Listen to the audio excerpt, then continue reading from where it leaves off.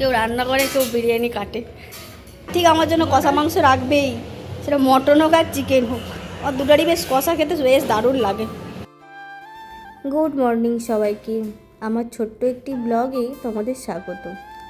আজকের দিনটা না একটু স্পেশাল বা একটু অন্যরকম।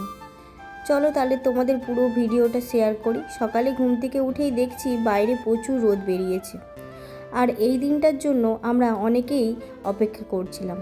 আসলে দিনটা স্পেশাল না, সবাই মিলে সবার সময় হলে একসাথে একটা দিন কাটাবো, সেটার জন্য ওয়েট করা। তো সেরকমই একটা গেট টুগেদারের দিন।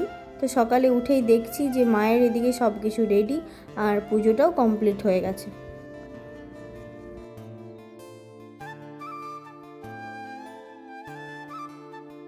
আর সবাই মিলে একসাথে হলে খাওয়া দাওয়া তো হবেই। দেখতেই পাচ্ছ কত রকম হাঁড়ি বেরিয়েছে এখানে। আর আগে থেকেই রাত থেকে আমরা অনেক কিছু প্রিপারেশন এগিয়ে রেখেছিলাম, যেমন এই আদা রসুন কাটা, তারপর আলু কাটা। আর সত্যি কথা বলতে এইসব কাজগুলো করে রাখলে একটু তাড়াতাড়ি হয় রান্নাবান্না করতে, আবার এত গরমের মধ্যে। এইদিকে তো চা বসিয়ে দিয়েছি সকালে, আর তারপর ও এসে গেছিলো মটন চিকেন সব কিছু নিয়ে। তো সেটাই ধুয়ে নিয়ে রেডি করে নিচ্ছিলাম।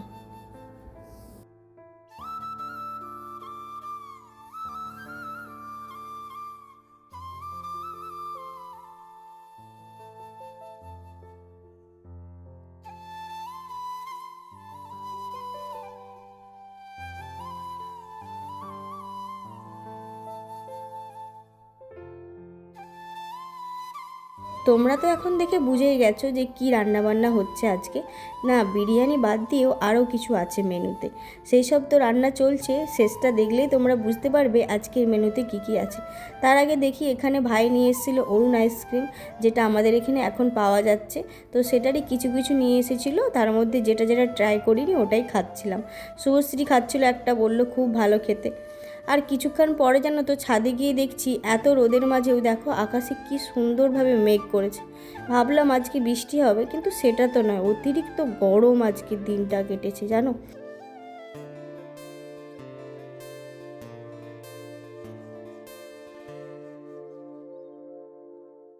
আসলে না, আমরা অনেক দিন থেকেই প্ল্যান করছিলাম এরকম একটা দিন কাটাবো যেখানে সপরিবারে গল্প আড্ডা আর আমার হাজব্যান্ডের হাতের বিরিয়ানি থাকবে। তো সেই বিরিয়ানিটা আজকে হচ্ছিল। তো সবাই মিলে আজকে সবাই রেস্ট করছিলাম, গল্প করছিলাম, আর এদিকে ওকে হেল্পও করছিলাম। ওর তো বিরিয়ানিটা দেখতেই পাচ্ছ একদম শেষের দিকে। আর নিচে এসে দেখছি মা মটন। মা, আমার কষা মাংস হয়েছে? হ্যাঁ রে বাবা, হয়েছে। খেয়ে থাকতো কেমন হয়েছে। মার দুটারই বেশ কষা খেতে বেশ দারুণ লাগে। সবার কষাটা খেয়ে দেখি মা কেমন করছে। হয়তো মা যেমন করে প্রত্যেকবারে আমার জন্য কষা তুলে রাখে, তো সেটাই খেয়ে নিচ্ছিলাম। আর এখানে এসে বসে আবার এত গরমের মধ্যে মামি নিয়ে এসেছিলো আইসক্রিম, তো সবাই মিলে আইসক্রিম খাচ্ছি আর গল্প করছি। আর এখানে বিরিয়ানিটা কাকিমা কেটে দিচ্ছিল সবাইকে। আর এই বিরিয়ানি করেছে একজন, আমি বলছি কাটছে আরেকজন।